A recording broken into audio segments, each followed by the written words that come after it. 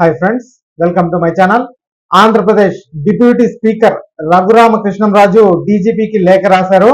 రాష్ట్రంలో ఎవరైనా SC ST atrocity చట్టం కింద కేసులు పెడుతుంటే వారి ఎస్సీ హోదాను పరిశీలించాలని ఆయన కోరారు.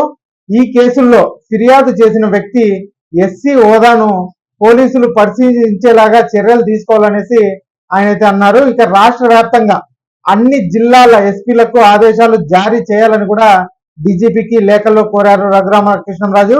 ఇక సుప్రీంకోర్టు ఇటీవల ఇచ్చిన తీర్పుకు తగిన విధంగా చర్యలు తీసుకోవాలని రిక్వెస్ట్ చేశారు. క్రైస్తవంలోకి మారిన వ్యక్తులు ఎస్సీ ఎస్టీ అట్రాసిటీ చట్టాన్ని దుర్వినియోగం చేయకుండా నివారించేందుకు ఈ నిర్ణయం తీసుకోవాలనేసి ఆయన చెప్పారు. ఇక క్రైస్తవంలోకి మారి ఎస్సీ హోదా కోల్పోయిన వారు ఎస్సీ ఎస్టీ అట్రాసిటీ చట్టం కింద దాఖలు చేసే కేసులను స్వీకరించకుండా చూడాలని డీజీపీకి లేఖలో ఆయన అయితే కోరారండి. ఇక ఈ వీడియో పైన మీ అభిప్రాయాలను కూడా కమెంట్ రూపంలో తెలియజేయండి. ఇక ఈ వీడియోకి ఒక లైక్ చేయండి, అలాగే మా ఛానల్ సబ్స్క్రైబ్ చేసుకోండి. Thanks for watching.